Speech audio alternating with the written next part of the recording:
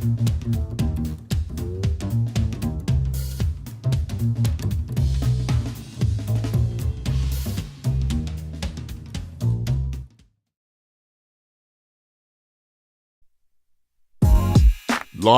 from the Ken and Valerie Baker studio at WHYY, this is Studio 2. On Thursday, the 23rd of October, welcome on in, friends, to the show. I'm Cherry Gregg. And I'm Avi Wolfman-Arendt. Today on the show, we got a fun one for you. Yep. We're going to talk about the Philly food scene with a couple of experts, folks who've eaten a lot of dishes at a lot of restaurants. Craig LaBan, food critic for the Inquirer. Margaret Eby, food editor at the Inquirer. We're talking to them because A, they know a lot about food. They do. And B, because they just came out with their annual list of what they call the most vital restaurants in the Philadelphia region. Not the best. It's not a competition, but the most vital. It's 76 restaurants, as the name implies. And we're going to go through some really interesting ones on the list. And last year we did this show and had some awesome participation from the audience. Yes, we did. Because we asked folks what places you think should be on the list. And by the way, it doesn't have to be a sit-down restaurant. It could be a food cart. It could be a little hole-in-the-wall takeout place. And people pitched theirs. And Craig, I think, had heard of almost all of them and had some responses. So it was a lot of fun. So we want to hear from you today. What restaurants do you think should make the list? Or just shout out your favorite, your sentimental favorite. Your chance. It's your chance. 888-477-9499 is the number. The email is studio2@whyy.org. If you're on YouTube or Facebook, hello. Drop a comment in the chat. I look forward to hearing what our audience has to say. I also look forward to having Craig and Margaret in the studio. And I love the shows that we talk about food because you're the foodie. And I'm always not like in the know, but now I'm about to be in the know, y'all. I'm about to be in the know. So not true.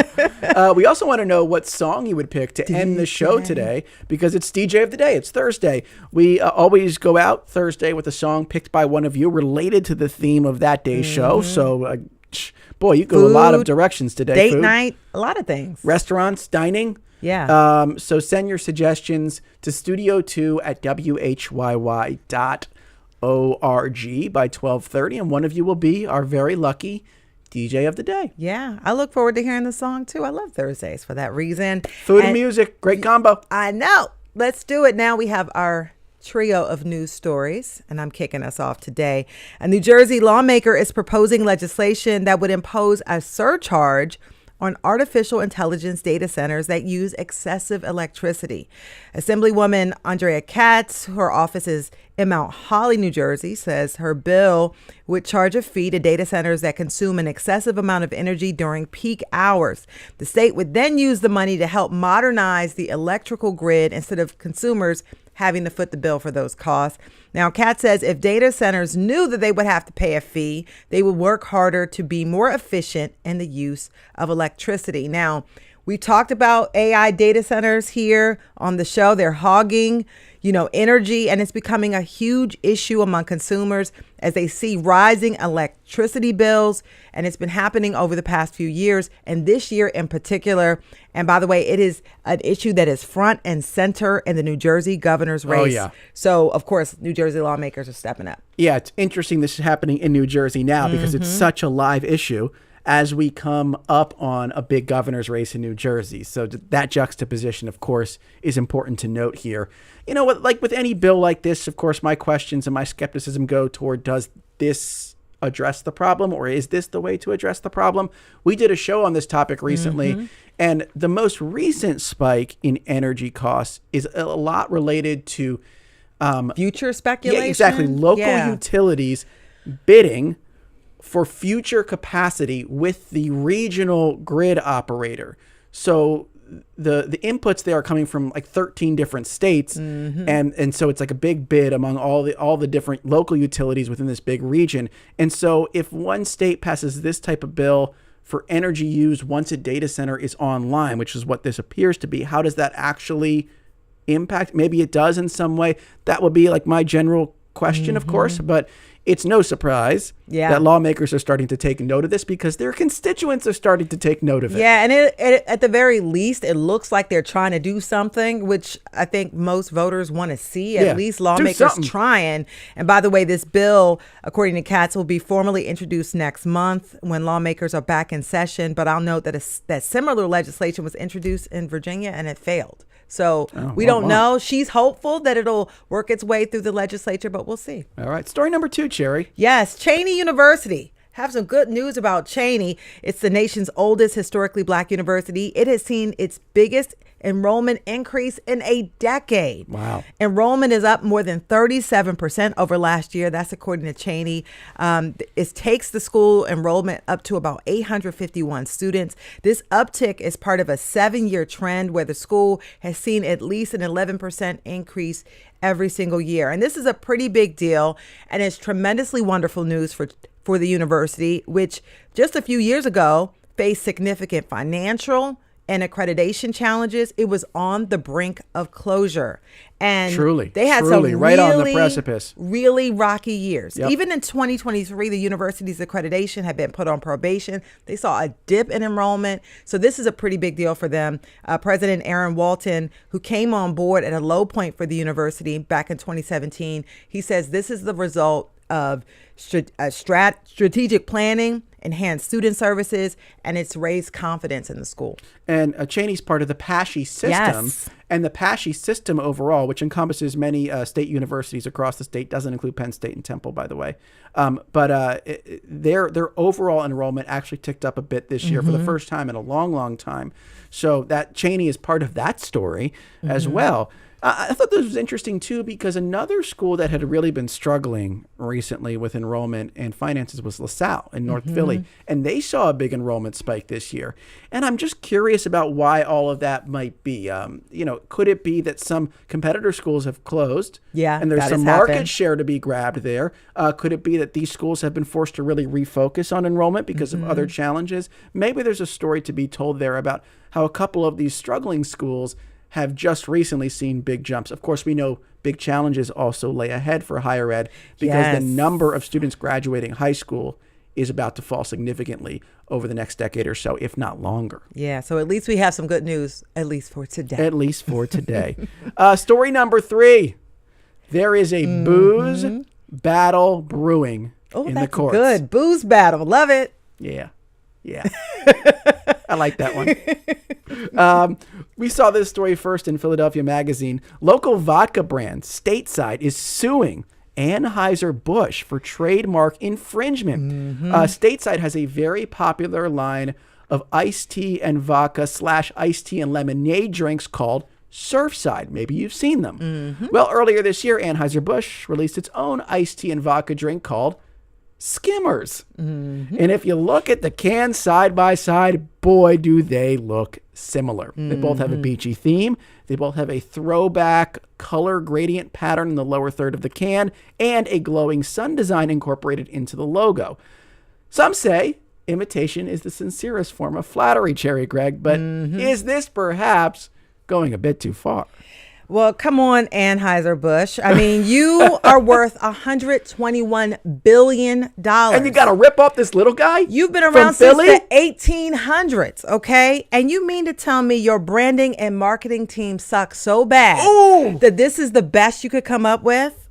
Come on now. Look at that color gradient. Call yourself the king of beers over there. The sun in the back, even the font. Okay. Former IP lawyer here, and the legal standard in a trademark infringement case is likelihood of confusion, and it doesn't take a law degree to see that Surfside has a case. Oh, baby. Do you like their chances in court? I do. I absolutely do. All right. It's very confusing. I mean, you know what? You got to the heart of it. Anheuser-Busch. Why do they feel the need to do this? Obviously, they're onto something. Obviously, Surfside is onto something. The iced tea and vodka drinks are really big, and Surfside pioneered this. Credit to them. It was named the fastest growing alcohol brand in America by Forbes earlier this year. So I know Anheuser-Busch is looking at them saying, I'd like to steal some of that market share.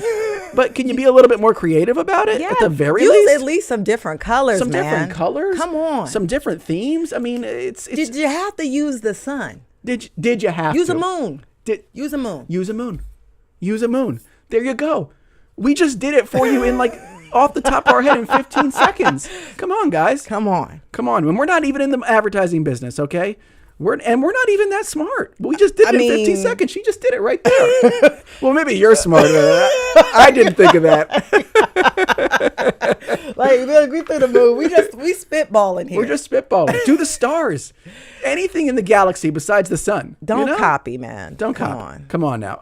We're going to keep the food conversation and the drink conversation rolling this hour. Yeah, I'm excited about this show. It's going to be great. Yeah. We're talking with Craig LaBan and Margaret Eby from the Inquirer about the 76, which is this annual list of the 76 most vital restaurants in the region. And we want to hear the restaurants that are very vital to you. We got some comments coming in already. What restaurants do you love that you think should be on this list? Or maybe you're just a little overlooked? Give us a call, 888-477-9499. You can email studio2@whyy.org. If you're on YouTube or Facebook, drop a comment in the chat. Come on, Anheuser-Busch. Get it together. Do better.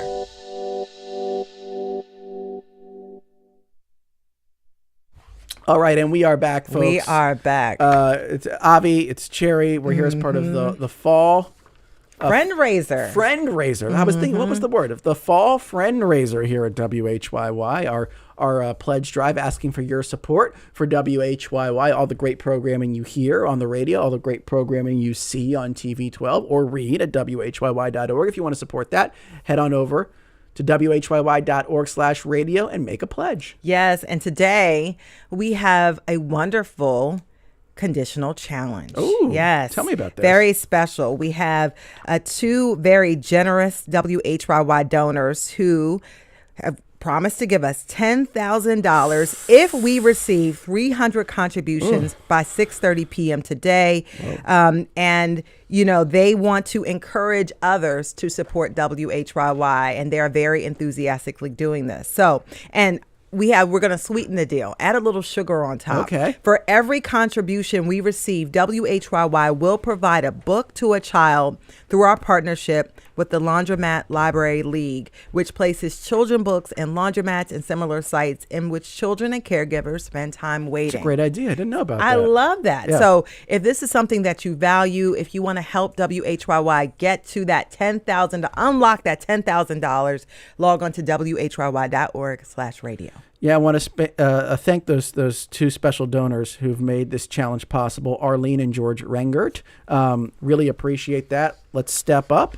Let's make that challenge happen. Looking for 25 gifts this hour. I'm not sure how many we have in so far. Still waiting for an update, but hopefully we're on our way to 25. And, you know, this is all about supporting public media. Yes. WHYY, making sure that the local programming that we produce here we're still able to make into the future, and we're able to buy that really amazing national and international programming here at WHYY. So WHYY.org/radio is where you go to make that gift. And by the way, during this hour, we have a very special event that we're promoting. Oh, yeah. Tell us about this, WHYY Studio 2 is presenting the food and drink of the revolution. Ooh. For a $120 donation, you get a pair of tickets to come see Avi and I at Yards Brewery on Spring Garden Street on November 18th from 6 to 8 p.m. And I know $120 sounds a little steep, but guess what? Your food and drink will be included. Ooh.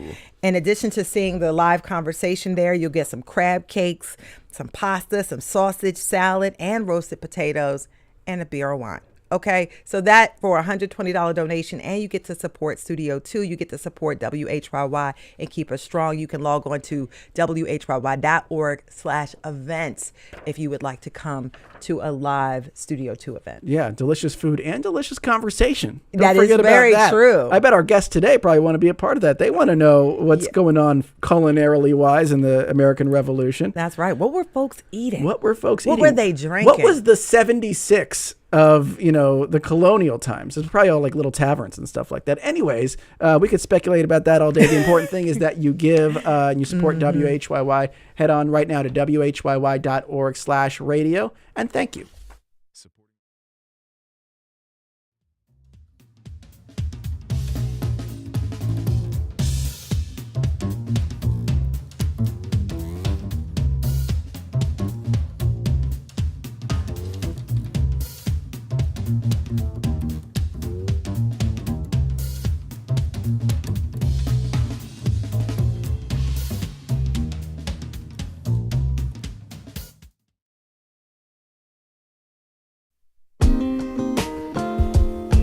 Welcome back to Studio 2. I'm Cherry Gregg. And I'm Avi Wolfman Errant. Folks, it's time to talk food.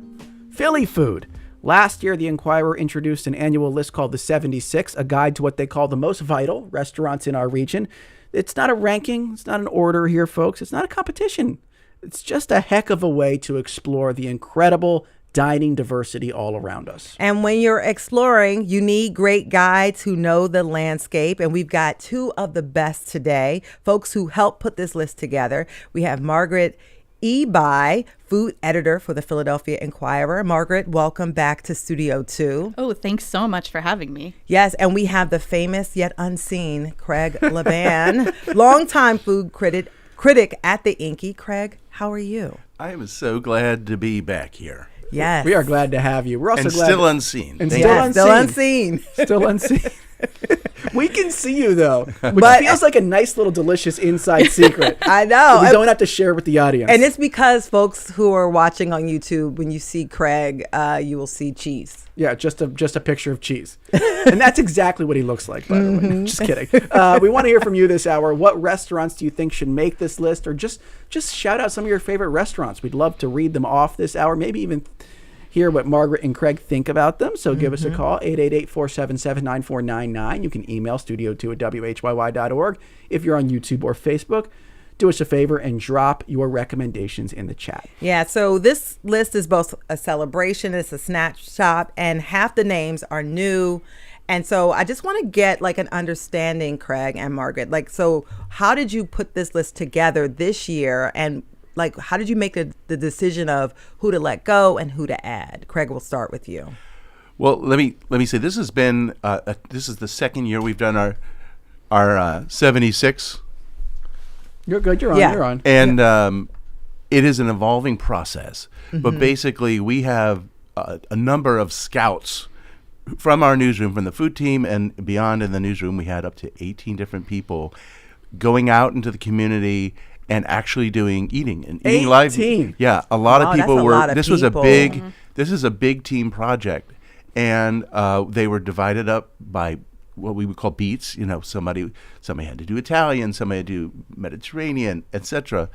And so we were looking at the feedback of these live meals and sort of deciding like which places were feeling really special at that moment. So it is a unique list in that the effort that went into producing it was really current and vital. And so, you know, when you look at 76 and 40 of them are different from I was last shocked year. by that yeah. because this is the I was second shocked year, too. so we didn't know how much turnover there was going to be. Margaret, did it surprise you how much turnover there was, or was that kind of baked into the idea of this list from the start?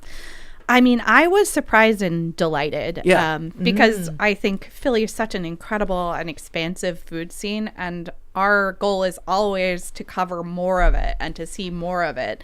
And I think the turnover really reflects not only the shifting energy of the dining scene, all the new places that opened, but also pockets of Philadelphia that we really got to dig into that we didn't get to dig into last year.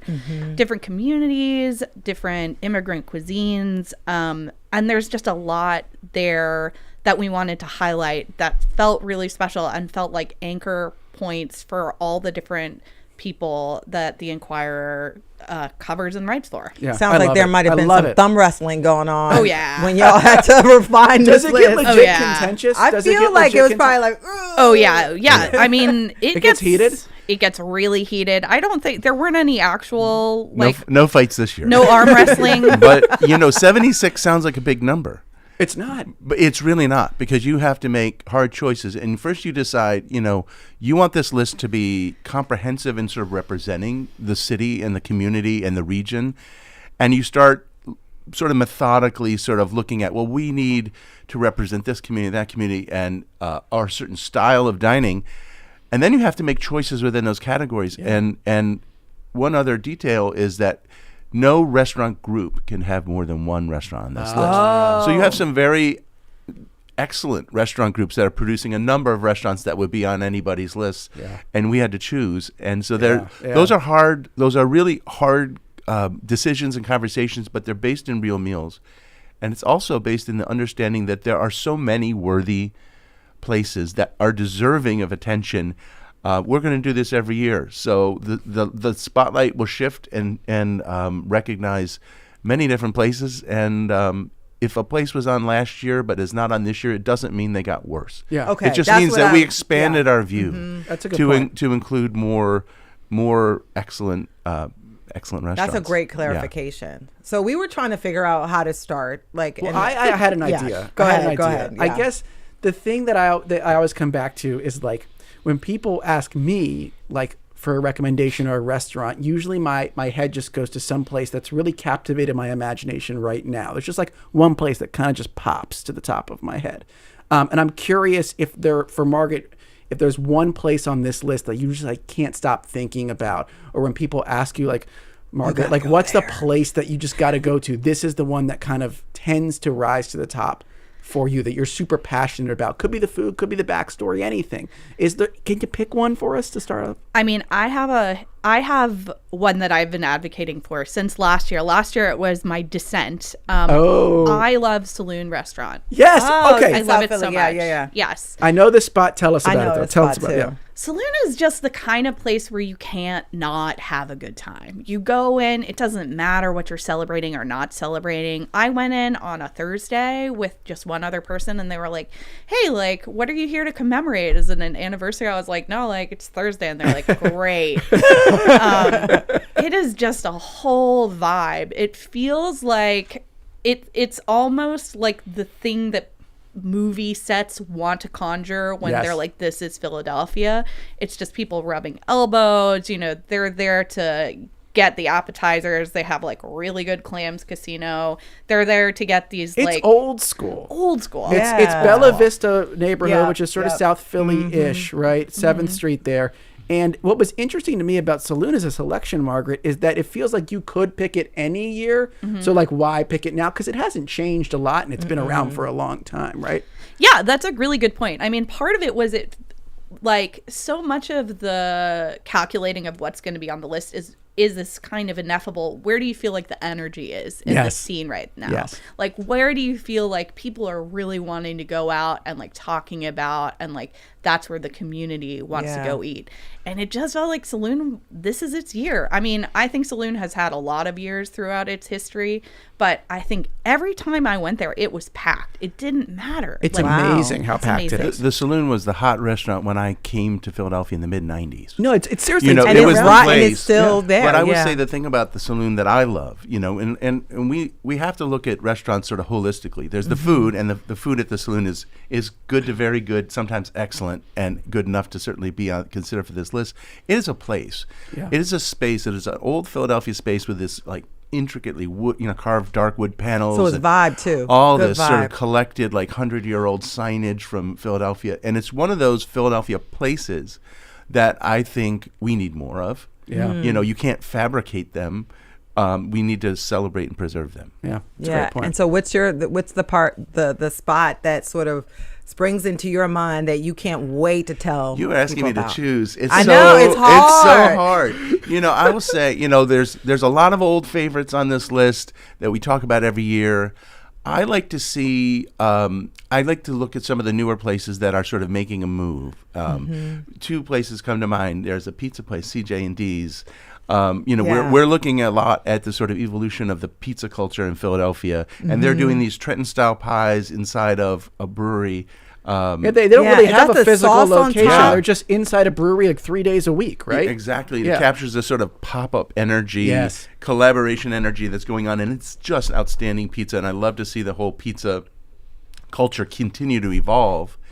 I also like to see the growth of certain communities. Like this year we had a real bump in growth of Indonesian food. I noticed Indo that. Spice is a new restaurant I wrote about earlier this year. This is West Passyunk, I This believe. is West Passyunk, and they are cooking cuisine from a particular region on Sulawesi, the island of Sulawesi called Makassar. And nobody, we have a big Indonesian community, but nobody is cooking the red rice and the special mie up noodles, and the flavors just are popping, and so it's part of the joy of this is showcasing places that reflect an emergence Yes. of a community that's we've had an existence Indonesian community for a long time, but something's happening here. And there's all kinds of demographic and political reasons for why this community is suddenly growing again. And we're seeing food. It was an Indonesian food truck, Sego, that I sort of helped direct some people to who were on our beat for food. And that, you can get a beef rendang hoagie now on the street. Wow. Yeah, right on 15th Street. That's amazing. That's so cool. Those are the fun things. I love watching, our Mexican community continues to evolve, and I'm so thrilled at all levels. Yeah. We have a number of really exciting Mexican places that have just continued to sort of excite me.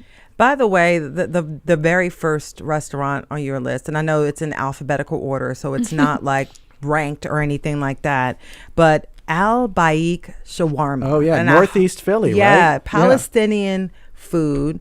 The description, juicy cuts of chicken, beef, lamb, well seasoned. What's the story here, Margaret? I mean, this one, and Craig, you talked about being in the news in different communities, and we know the Palestinian community has been in the news quite often. And so tell me about this food and why this made the list. And I've never had Palestinian food, but everything that was described was something I would want to eat. Yeah, it sounded good. It sounded really good. This is really thanks to one of our incredible reporters, Hira Qureshi, and this was her beat, is that she really wanted to look at the Middle Eastern and Levantine food in the region, and she did an incredible job. I think she hit up a lot of places, made an incredibly comprehensive list, and went place by place to kind of determine not just Middle Eastern as a broader category, but being like, okay, what's Palestinian food? What's Yemeni food? What here is different, and what should you be looking for when you're getting this kind of food? And I mean, the thing that Hira also found, I will say, when I was editing this, is that we are in a place of incredible falafels. Yes. That stood out to me. Yes. Like the crispy, the way the way it was described. Yes. Look for a follow-up about that, because I just was like little falafel balls dreaming. Yeah. And Craig looked like his mouth started watering a little bit. I'm a big falafel fan. And I just wanted to say, I mentioned to you that there were like 18 people out in the scouting. And there are a handful of restaurants on this list that I don't even know that I haven't been to, and Al Baik is one of those. Yeah. So even you're discovering through this list, which is amazing. That's remarkable, and it's so wonderful. Yeah. And it just speaks to how deep and vast our dining scene is. Wow. I got to read some of our audience suggestions just to start getting these in here. Yes. We have Leather on YouTube says South Street Souvlaki. There's love in it. Lisa on YouTube says Comfort and Floyd, which is in South Philly near my house. Best breakfast brunch anywhere. Mm-hmm. And I'm a big fan, so I'll second that one. Yogi from Hamilton, New Jersey. This is, I got to know. I got to try this at some point. A place called Deer Path, bagels and burgers at 691 US 130 in Hamilton. Wow. Okay. And Liam from South Jersey says, if you're looking for the best hoagie you will ever have in your life, head over to Amato Brothers in Oakland, New Jersey. All their sandwiches are good, but their spicy Italian hoagie is my personal That sounds favorite. delicious. Let's bring on a caller now. This is Alicia in South Philly on line 2. Hey, Alicia, you're on Studio 2. What's your question or comment? Hi. So my question is, what stood out to you most in creating this list that was different from last year? Like, did you see any trends come to light? Did you see any neighborhoods that really had more buzz? Or were there neighborhoods where they were hot maybe last year in the past years and kind of fell off? So I'm just curious what your takeaways were. Okay, Yeah, like sort of Alicia. trend line takeaways, Good Margaret. question. Is it a neighborhood that comes to mind? Is it a type of cuisine that comes to mind?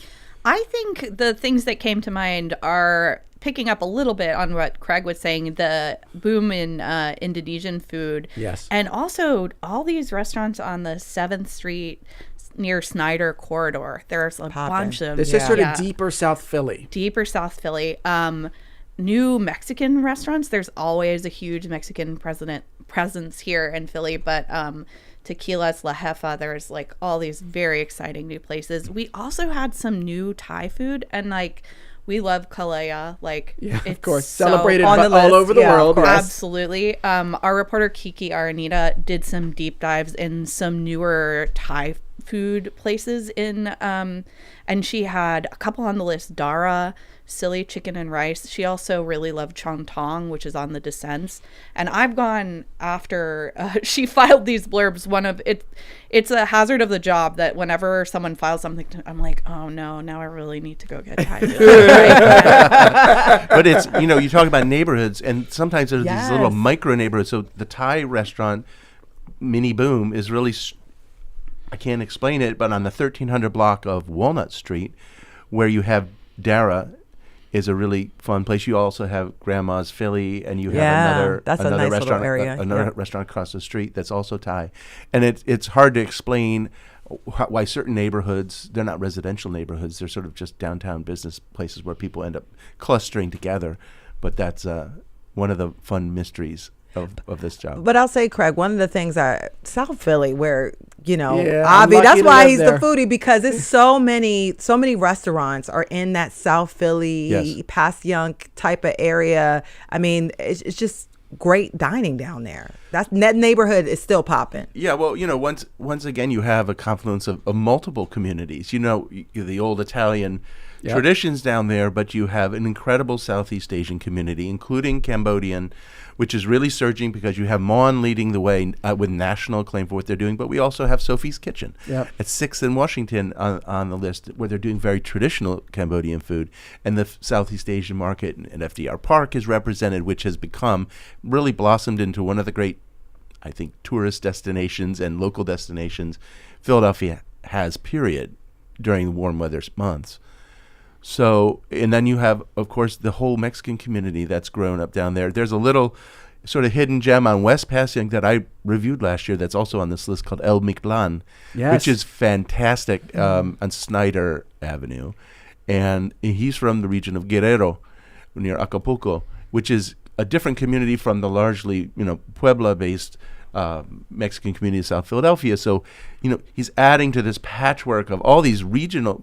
As we get to know all these communities better, we learn the regional specifics of where these people come from, and they celebrate these things. And there's a great reception in our dining. We have very sophisticated diners who seek out these things and appreciate them. By the way, Marty Moscowane, longtime WHYY host, Yay, is Marty. listening and recommends Charcoal in Yardley, where she has apparently been and dined with Craig LaBan. Oh, Wow. That was lucky Marty. I'm glad to hear Charcoal is still doing a great job. That's such a fun place. I think they've been around for almost 50 years. It's a family restaurant right on the Delaware River. I wanted to ask, but now they're on the suburbs. This comment from Debbie. Who says, Debbie says, there aren't many mainline restaurants on the list. Why do you think the mainline food scene isn't as vibrant? And do you think it's growing?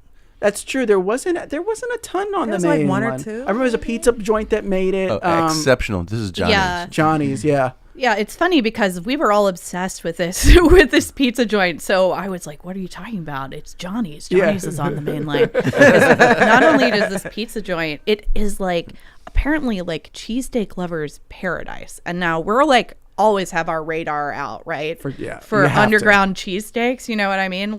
This is the reality of the job of food in Philadelphia. I heard a guy is making a new cheesesteak. We gotta find him, And this is one that was so impressive to the real cheesesteak heads in our. And the pizza's great too. Yeah. I mean, I went there and ate both, and I thought they were both exceptional.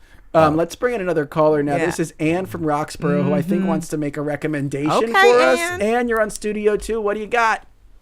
Hi, thank you for taking my call. I do apologize. I'm in the car, but I refuse to miss this opportunity, so thank you. Okay. I'm going to recommend the Pierogi Kitchen.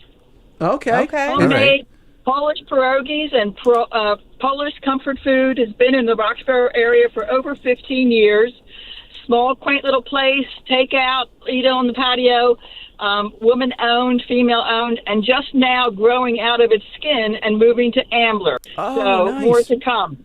So All speaking right. of Yeah, the they'll be in burbs. the- Good for Ambler, Yeah. bad for Pierogi's Roxborough. Yeah. Which So I'm looking at needs the all looking Pierogi at. Kitchen. They got a lovely little website.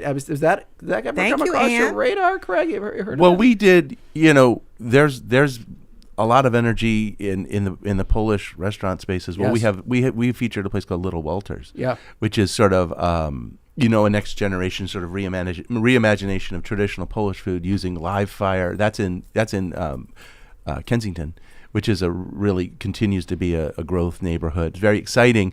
But somebody was on the Polish beat and ate at 4 or 5 or 6 of these restaurants. So and we talk about the main line. We ate on the main line. Yeah. And some of those restaurants there's a lot of restaurants, but we're looking for, excellence, things that really resonate. And it remains one of the big riddles of our dining scene as to why can somebody please open a really outstanding, amazing, special restaurant on the main line? I'll come eat there. It seems like that would be a great location Yeah. where people would come. I did notice that Ambler popped up on this list, though, and it did make me wonder. There was a Peruvian place in Ambler, Geronimo's. Yeah. And I guess I was wondering if there is a spot in the suburbs where there seems to be like a collection of interesting stuff happening, Margaret, or look, most of the restaurants on this list are in Philly, I think, a majority. It does seem like there's some really isolated, interesting things happening in different suburbs. I don't know if there's anywhere where it's clustering right now. I think Westchester is... Westchester, well, we have Andiario's on the list, and that's one of my all-time favorite. Sort of, you would call it Italian in style, but it's really a Pennsylvania ingredient, farm-to-table restaurant using live fire. I would say Collingswood, New Jersey remains sort of a powerhouse. There's a number of places on this list. June BYOB, which is a classic French restaurant that's still wonderful. It's like our lineage to the old Le Bec Fen. But also, I wrote about a new Turkish place in Collingswood called Oba Grill, which this was on my list to ask about because it's owned by, and this is, I believe I got this is a direct quote, a Turkish bodybuilder turned construction mogul. Bodyguard. Bodyguard versus unless it was a typo. What is the backstory there? Okay, I don't have the story in front of me, so the owner's name is eluding me. But his story is he was a bodyguard for the Turkish Secret Service, and he was working. He was working at the American Embassy in Istanbul when I think George Bush Sr. and Barbara came to visit through, and then 2 years later he was able to sort of move to the Philadelphia region and start a life here. And he has become a builder, a very active home builder. He builds mosques in the area, and as is the case, people want to sort of recreate the flavors of a home, and they have the means to do it. And he created a really Oba Grill's in an old renovated Victorian home on the outskirts of Collingswood. Very traditional Turkish food, but you walk in and there's an oven and they're producing these pitas that are puffing like balloons and wonderful flatbreads topped with spiced lamb and all kinds of grilled things. You're speaking my language. Really delicious, and there's a beautiful porch to eat outside. So I really love that place. But Collingswood is really vibrant. That's right. I mean, Lieber Root is there too. Oh, Lieber Root. And my one from last year that didn't make it this year, but I love is Zeppeli. Oh, Zeppeli, so good. Oh, so good. So Collingswood's kind of popping off. Yeah, it's popping. Oh, all right. But Ambler also. Ambler's a good one too. Yeah. Good. Maybe we should bring in another caller. This caller is Phyllis from Delaware. I'll mention that you guys don't really dine down in Delaware, but we'll bring Phyllis on. Phyllis, you're on Studio 2. What's your question or comment? Hi, my question, and I do kind of Philly periodically. We moved to Delaware from the area. Okay. So my question is, I know this is a niche market, but there are many more of us out there than you may realize, and I'm wondering if you guys have investigated restaurants that do a good job with gluten-free dining, safe and good cuisine. Oh, okay. I think we're going to be able to help you here, Phyllis. Because I think Craig's eyes lit up a little bit. Yeah, you're talking to the right man. So, Phyllis, my daughter is celiac. So we have sort of, and this is a sort of recent discovery for our family a few years ago, and that really will shape how you choose restaurants that you go to. It's really a difficult restriction to deal with when you say you can't have gluten anymore. It's and you have to because things like gluten-free, there's a fad level. There's people who like to eat gluten-free because they think it's healthy for them, and there are people who really just can't eat gluten-free. Yeah. So there's different levels of care that need to be taken in a kitchen that's going to be serving people who really have celiac disease. So a year ago, I did what I consider to be the sort of definitive, deepest guide into gluten-free dining in the Philadelphia region. There were over 76 restaurants and bakeries that I featured. And if you email me at claban@inquirer.com, I will send you a link to that list. However, things change so rapidly. fast, yeah. That's something that I'm in the midst of updating. But I do include a comment at the bottom of all my restaurant reviews as to how they accommodate gluten-free diners. Yeah, that's great. By the way, I want to reintroduce our guests. We have Margaret Eby, food editor for the Philadelphia Inquirer. We also have Craig LaBan, longtime food critic at the Inky with us. And our question of the day for you, our listeners, of course, is what restaurants do you think should make the big list? You can call us. The number is 888-477-9499. The email is studio2@whyy.org. And if you're watching on YouTube or Facebook, keep those comments coming on the chat. I love a good backstory. Oftentimes I feel like I'm reading this list as much for the backstories as the food. And here's one that caught my eye, Margaret. It's a place in Northeast Philly called Ginger. I think I'm saying that right. It seemed like from the description there's a merger of like Soviet diaspora flavors with kind of a fine dining feel. And I think it mentioned that the chef or one of the people involved is a 21-year-old prodigy. Okay, I'm listening now. 21? Do I have that right? And like, Yeah. should I, Craig? So should I be tracking this guy? Yeah, absolutely. Yeah. Okay. Absolutely. I wrote a full review of this restaurant. Okay. Last year. It's called Ginger, and the chef's name is Timur Satibaldiev. Yeah. And he's from Kyrgyzstan. Okay. Grew up in Kyrgyzstan, but knew at a young age that he wanted to cook, so he went back and forth to Moscow from the age he was, I think, 14, and was cooking in very high-level restaurants, Michelin star As like restaurants. a teenager. Yeah. Wow. Oh my gosh.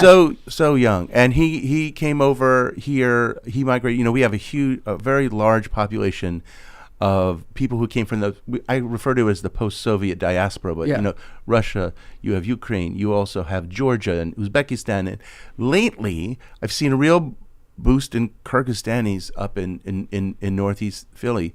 So Ginger, he and his brothers were here, and they went in on. He has another restaurant called Vanilla, but Ginger is you walk in, it's a strip mall, but it's a very modern space, very colorful, and he's doing a combination of what you would say sort of traditional Central Asian things like manti dumplings and skewers, but then he's doing what I would consider contemporary dining, interpretive things like braised bull's cheeks with these potatoes that are they're black. But they're tinted black, and he's trying to tell a story about when he was a child, you know, eating potatoes onto the fire, you know, by the river after swimming back in Kyrgyzstan. So he's very talented, and the food is fascinating. Sounds so precocious. Like, Oh, I my want to goodness. meet Wow. him. Yeah. But people, I would say, you know, people are more vocationally oriented in Europe. They often will say, like, yeah. I'm not going to go to college. I'm going to go to, you know, cooking school or learn to be a chef. And he knew very early on. And ironically, he wanted to move to Philadelphia when the conflict broke out between Ukraine and Russia, and the Michelin guy decided they were no longer going to give Michelin stars to Russia. Oh. He says, well, I want to be the youngest person to ever have a Michelin star, so I'm going to move to Philadelphia. And I was like, we don't have Michelin stars here, but this guy knew something. Because now they they're came. coming. Now they are. And we talked about that. Amazing. By the way, I don't and know I how got he Saw knew. the future. I don't know. he Yeah. saw it. He knew. And I got to talk about this restaurant because I love Caribbean food. And you have a Haitian restaurant on the list called Goo. Is it called Goo, yeah. Goo? And Olney. I was like, wow, that's a neighborhood that you very rarely hear on the list. But the food, I mean, it's Haitian. The word Goo, Haitian Creole word for tasty. They have all sorts of things that I love. Peppery red sauce with whole fried snapper, chicken, goat, all those things. Can you tell me a little bit about Goo? I mean, I love goat. I love Caribbean food because for years I lived in Crown Heights in Brooklyn, and I just was like completely spoiled by being able to like go around the corner and get Trinidadian doubles and like shark and bake. Sounds Yes. good. I was just like, yes. Earl Hopkins is the incredible reporter who ate through all different Caribbean restaurants, and he was like, this is the one. And I was like, Wow. yes, I know. So And Haitian food is something rare, and it has the French Haitian cuisine here. I'm just like, I really want to go there. yeah, absolutely. You know, we have a sizable Haitian community, and they are centered around Olney. There are fewer restaurants though that are reflecting their cuisine yet, so that's really exciting to have Goo pop up. That's one of the restaurants on the list that I've still yet to get to, and I'm very excited to. I love it. Another place that I think you reviewed, Margaret, and it gets to this, one of the big challenges of this list is how do you pick the star in like a restaurant group that people know really well. So for instance, I think you did you picked the Vetri one. I guess there was going to be a Mark Vetri restaurant on this list. And how did you land at the one that you guys landed on? And what are those conversations like picking the one Steven Starr, the one Michael Solomonov, the one Mark Vetri on the list? Yeah, I mean, it's contentious. I mean, for Vetri, I had actually never eaten at Vetri before I went to Scout this year. And I was like, I've eaten so much pasta. Like, all right. I admit, I went and I was like, all right, show me what you got. And I was like, oh, okay. All right. Like, it is good. It is so good. Yeah. I mean, that place is really special. Not only is the pasta incredible, the food is really, really good, but to have a restaurant that has that consistent warmth of service and feels like it's still innovating after being in business all these years. That's hard to do. It's really hard. And I think it's the kind of place where I had actually, when I was scouting, I brought one of my good friends, and it was sort of our like fun like friend date night, and it was like I would feel happy with any kind of, if my parents were in town, if it was a special occasion. It's pricey. Like, I'm not saying I'm gonna go eat there like twice a week, but it feels so worth it. It feels like such a place that you go for an occasion, and your expectations are really fulfilled.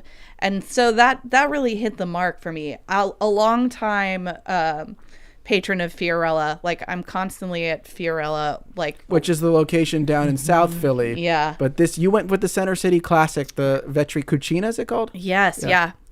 Even though I did go to Fiorella and order, I think, everything on the menu. It wasn't bad. It wasn't bad. I'm not mad. I'm not gonna kick that one out of bed. But And I have to say, we're getting close to wrapping up, but I have to say there were so many international restaurants with international food, not as many American restaurants. And so I just want to ask you both sort of, how have you seen the palate of Philadelphians change, our region change?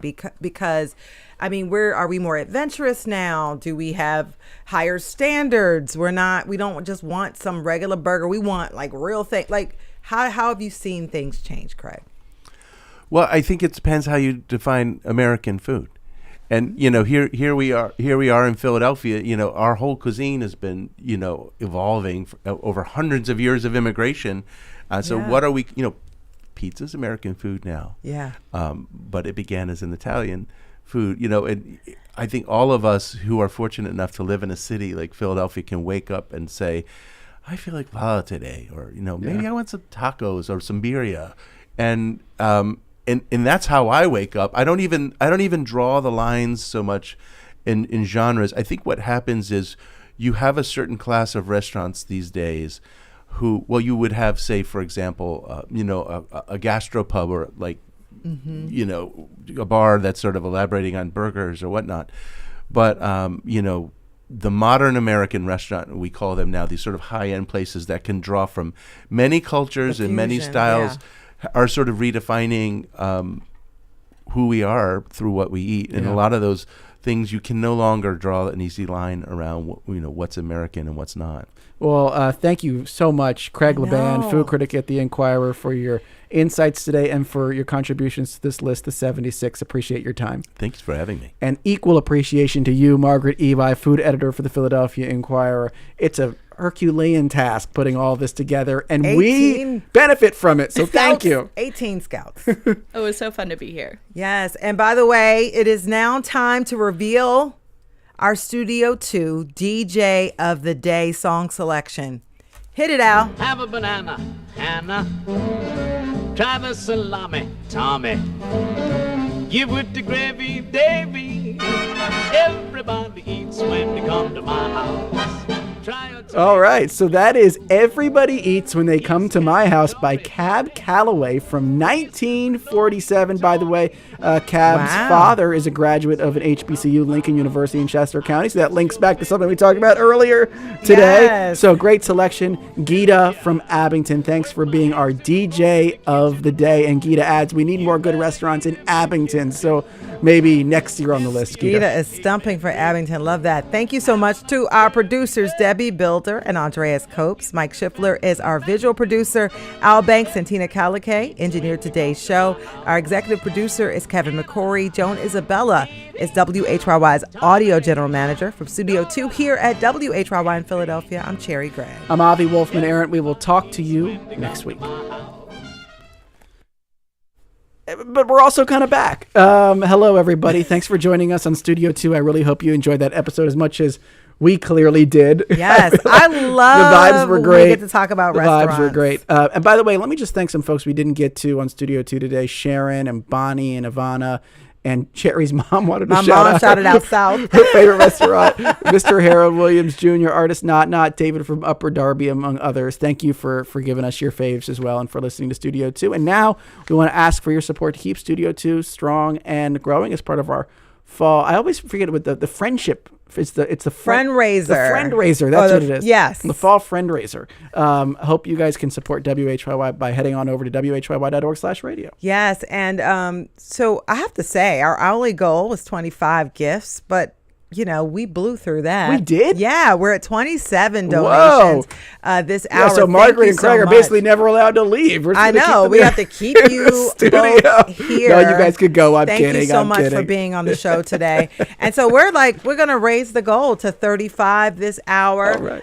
We appreciate both Craig and Margaret are currently leaving the studio. We appreciate their presence here on the show. And so we're going to stretch the goal to 35. Why not? Because why not? Yeah, and will help us get to this big goal today, right, Cherry? This Absolutely. 300 pledge goal, which is because that unlocks $10,000. $10,000. It's a very special challenge today from Arlene and George Rengert, generous WHYY donors. If we receive those 300 contributions by 6:30, WHYY will receive an additional $10,000 in support for programming and news. So we said we have to hit those hourly goals to stay on track for 300, but if we can blow past them, then at least it lessens the pressure on those later hours in the day, right? For sure. And by the way, I want to read a couple of comments. We have Kimberly from Willow Grove who says, I support the inspiring works undertaken by WHYY and am excited to help get to the goal for the match. Plus, books for kids. It's a quadruple win. Why? Because Kimberly from Willow Grove knows that, in addition to donations for every contribution we receive today, WHYY will provide a book to a child through our partnership with the Laundromat Library League, which places children books in laundromats and similar sites where children and caregivers spend time waiting. So that's a perfect time for a young person to read a book while they're waiting and keeps them calm and they learn a little something and have a little fun. So thank you so much, Kimberly from Willow Grove. Absolutely. So join Kimberly by heading on over to WHYY.org/radio. This is amazing. We have 30 gifts in this hour. What a response. Thank you, everybody who's listening and who's donating. Let's keep those pledges coming. At the end of the day, we have these challenges and we talk about, the matching contributions and the partnership with Laundromat Library League, but it's all in service of a great radio station that you can rely on, news and information you can trust, something that entertains and delights you. All of that is at the core of why we ask for your support just a few times a year. So head on over to WHYY.org/radio. And in addition to your support, we're also asking for your presence at an event that Studio 2 is hosting on November 18th from 6 to 8. It's called The Food and Drink of the Revolution. Of course, Studio 2 is presenting that. And for a $120 donation, you get a pair of tickets. It includes your food, which is going to be crab cakes, pasta, sausage, salad, and roasted potatoes at Crab cakes is the one that gets my attention. It got my attention. Yeah. I love some crab cakes. We're Maryland people, though. We're Maryland people. I love a crab cake, okay? But it's going to be at Yards Brewery. We're going to have a conversation there. We're going to be talking about the Ales of the Revolution line of beers that's come up in recent years. We'll also be talking about how people were fed during the Revolution. What did they eat? Yeah. And what did they drink? I understand it's a lot of beer. A lot of it. Because apparently the beer was like safer to drink than the water, right? And it gave you a little buzz. So we'll learn a lot more about that. Head to WHYY.org/events for that $120 donation for a pair of tickets to that event against WHYY.org/events. Otherwise, go to WHYY.org/radio. And by the way, our folks are being so generous today. We're currently at 32 gifts for our new stretch goal of 35 gifts this hour. We only need 3 more gifts to close the gap. And you, yes, you, a Studio 2 listener right there, you could be the next one. Oh, we're at 34. We only need one more gift this hour. Log on to WHYY.org/radio to make a donation and leave a comment. Leave a comment. Tell us what you think makes a great crab cake. Yeah. You know? Ooh, if you have a good crab cake recipe, put it in the comments. Lack of filler, I think. The more crab meat, the better. I want real crab meat. Crab meat. I don't want those breadcrumbs. Give me the meat. No. I can get breadcrumbs in my pantry. I don't need that. Okay. So keep those gifts coming. We really appreciate everyone because all the folks that gave in the past and made this show possible. We love this show. It's such a privilege to be able to do this. We hit it. Hey, 35. That's awesome. Just as we're about to head out too for the week. So thank you to everyone who's given. Keep those pledges coming. WHYY.org/radio. This is WHYY FM.